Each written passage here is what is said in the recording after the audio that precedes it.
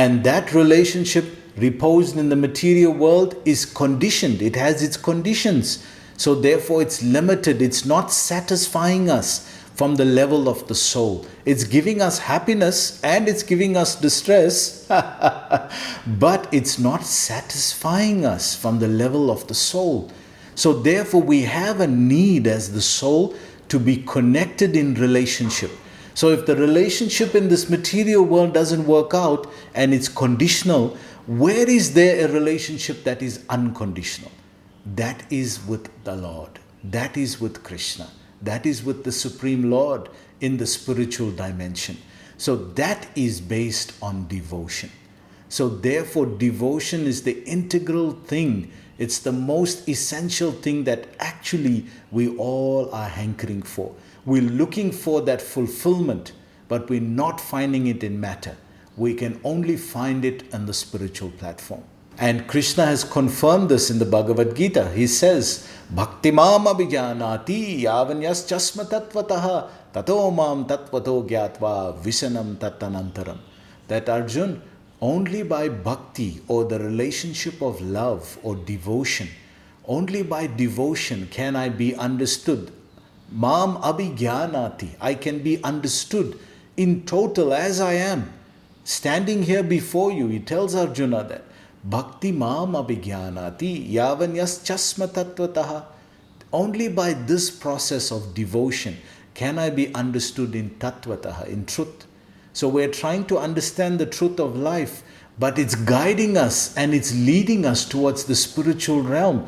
The truth seems to lie in the spiritual realm. And what is the connection then between the soul and the spiritual realm? It's devotion. So this point Prabhupada brought up yesterday, that we have knowledge and from the senses outside, but that is going to the mind. And then what convinces the mind to be strong? That comes from duty. Then what keeps duty strong? That comes from purpose. And then if duty is strengthened by purpose, what is the foundation of purpose? It's devotion.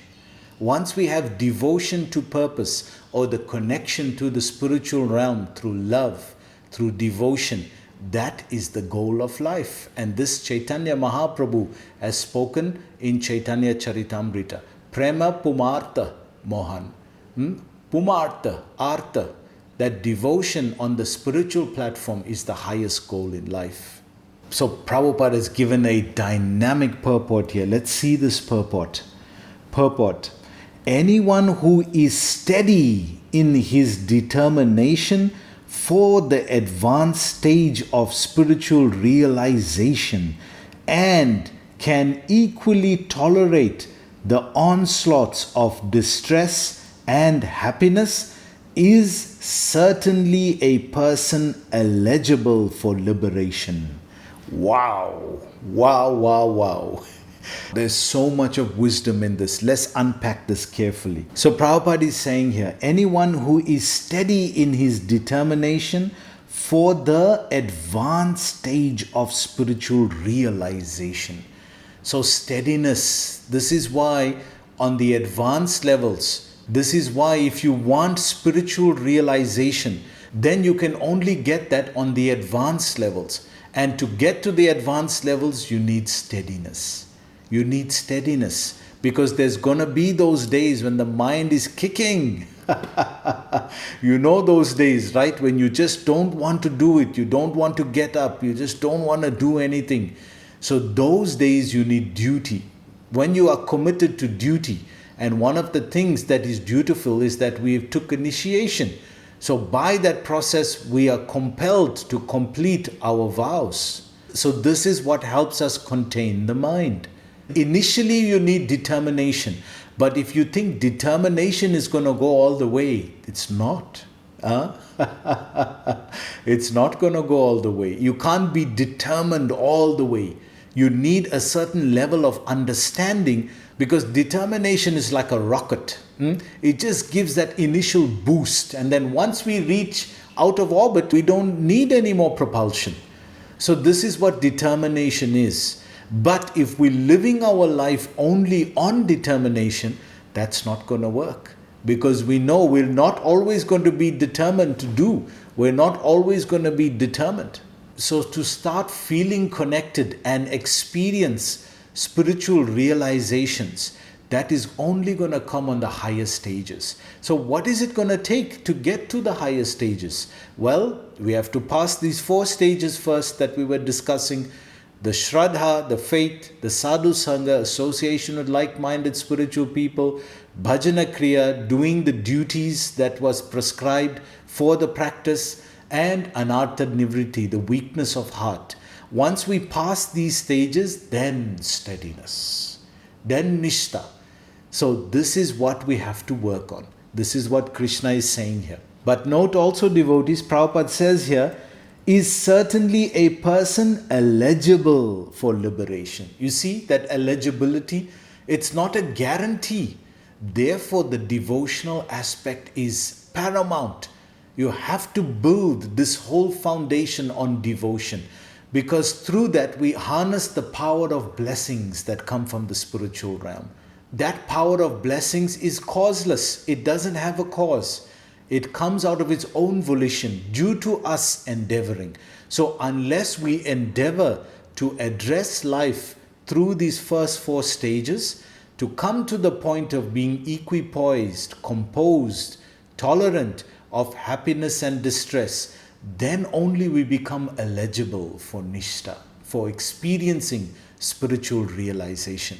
So as we assess this, then we can see that what life is throwing at us is simply testing where we are. This is a very difficult part, isn't it? But what Krishna is doing, the fact that he's sending these challenges to us again and again in different forms, in different ways, in different aspects of life, means that this is the only way we can test where we are. This is the only way we can get real with ourselves. How else do we check? How else do we check whether we humble? How else do we check whether we humble unless we put in a humbling situation? How else do we check whether we are equipoised unless we put in a situation that is unbalanced? How else do we test whether we've made spiritual advancement unless we test it against the difficulties of life?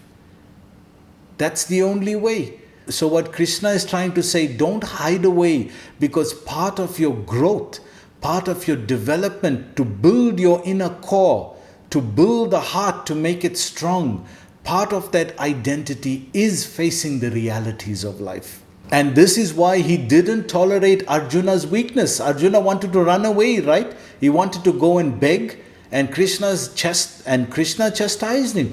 He says, I have prepared the process of life in this way, Arjun.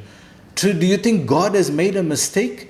He has prepared the process of life in this way to help us understand. Because of our conditionings, we only relate to reality when we're experiencing pain.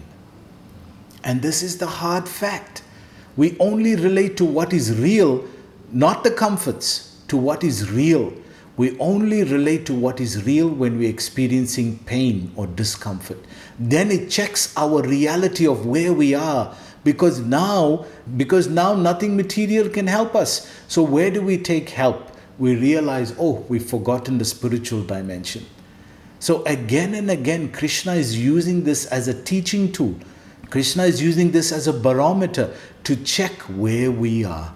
So don't hide away from it. As devotees of Krishna, he wants us to develop the strength in the heart. Hriday Dolabhya.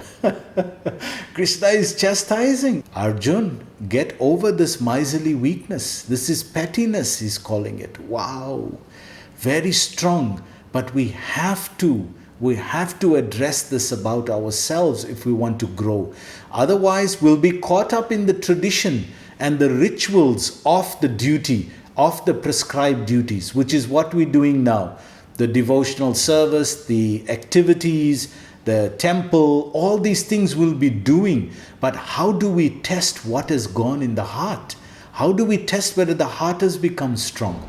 The only way we can do that is to face the realities of life, being empowered by Krishna's instructions. We forget that Krishna is on our chariot. We're looking out there and seeing how insurmountable everything is. Who is sitting on our chariot? Who is sitting with us? Ishvara Sarvabhutani Hridaya Arjuna Tishtati. Arjun, I'm sitting in everyone's heart. So he's in the heart, he's sitting on the chariot, he's given us a spiritual master, he's given us the spiritual philosophy, all the tools we need to apply. And now it's up to us. So Prabhupada brings up another interesting point here. He says, in the Van Ashram institution, the fourth stage of life, namely the renounced order, sannyasa, is a painstaking situation. So why is Prabhupada mentioning this? Because he's saying the advanced level, the ideal advanced example is a sannyasi. But why is he the ideal example? Because he's endured all these pains of life. He's understood the pains of material life. Therefore, as a sannyasi, he can renounce the attachments and renounce the material world. So the principle of sannyas is renouncement. And the principle of renouncement is that one should give up the separate enjoying tendency. Separate from Krishna. He does not say one should not enjoy. No, but separate from Krishna. That means enjoying the material nature disconnected from the spiritual realm. But once you connect it, you can enjoy unlimitedly. By nature, we have to enjoy. Anandamayo bhyasat. By nature, we are anandamayo. We are looking for ananda. But when we enjoy matter separate from God, then that becomes karma. We become bound by the fruitive results of that. But as soon as we take that same matter and connect it to God, then that's perfect renouncement. Because Prabhupada used to say a very interesting thing. He says, what are you renouncing? What can you renounce when nothing is yours in the first place? You're saying you renounced? Oh, I renounced the world. Is the world yours in the first place? You just didn't connect it to God. Therefore, you're saying you renounced it. But once you connect to God, what is there to renounce? We are His children. So when God is the Father, He's provided everything for us. So to say you renounce something, it's actually duplicitous. Because nothing is yours in the first place. Not even this body. How can you say you give up something when you didn't even own it? Therefore, that false renunciation. But true renunciation means I renounce the idea of enjoying that separate from Krishna. Once I can connect it to Krishna, enjoy it full-heartedly. So this is the principle that is being discussed as a sannyasi. And how does this renounce principle function? It functions on the understanding of happiness and distress. That I'm tolerant, I'm equipoised, I'm composed in both. So Prabhupada goes on in the purport, but one who is serious about making his life perfect surely adopts the sannyas order of life in spite of all difficulties. So the principle is renouncing. And what are you renouncing? The idea to enjoy separate from God. Renounce that idea. Give up that idea. Only serious people will give up that idea. Everybody else will want to enjoy matter and enjoy the material nature separate from God.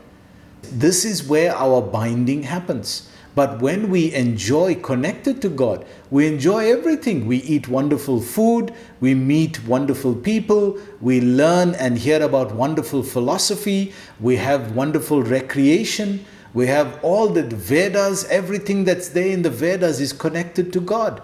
So therefore, when we adopt the Aryan culture, which is based on self-realization, then we completely enjoy unlimitedly like kings.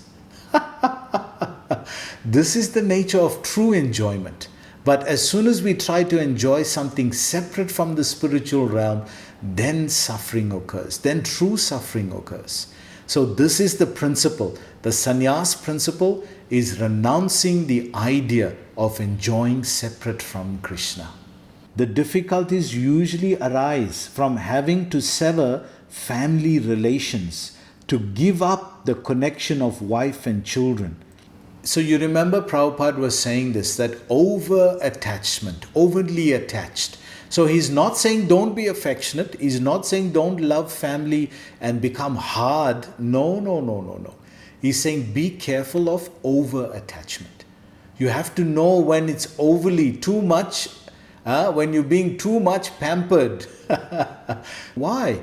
Because you're forgetting the journey of the soul. You are here on a journey, and these things are important. Yes, certainly they are. But you are forgetting what is your journey. You are an individual soul, and you're trying to find your journey back to the spiritual world. So if you're going to get infatuated, overly infatuated with family, children, attachments, vehicles, cars, house, job, all the different things that happen, then how are you going to focus on your purpose? And how are you going to focus on what? And how are you going to focus on your journey back to the spiritual world? So these are like pit stops. A pit stop is simply a point to put the body in order. Get the body in order, refresh it, go to the toilet, do whatever you need to do, get it in order. Now we continue back. Therefore, it's paramount to have the destination. It's paramount to have the purpose. If you don't have a purpose, there'll be nothing to work towards. There'll be nothing greater than you. There'll be nothing to bring out the genius in you, to bring out the giant in you. There is something there that everyone has in their heart that is a God-given talent. How do you find it? First, see what talents you have, refine your talents to see which one fits your purpose and work towards that. Go for it. Everything else is nice, they have their value, and as the soul, they've given me some comforts within this material world, but what I'm actually looking for is my relationship with my Supreme Maker. And that is my purpose, that is my destination. So I must not be distracted from that. This is the principle of sannyas. This is the principle of true renunciation. So Prabhupada goes on here. But if anyone is able to tolerate such difficulties, surely his path to the spiritual realization is complete. So Prabhupada is saying to complete the path, complete the journey. Your journey, your life can only be complete if you're assessing life for what it is, not for more than what it is.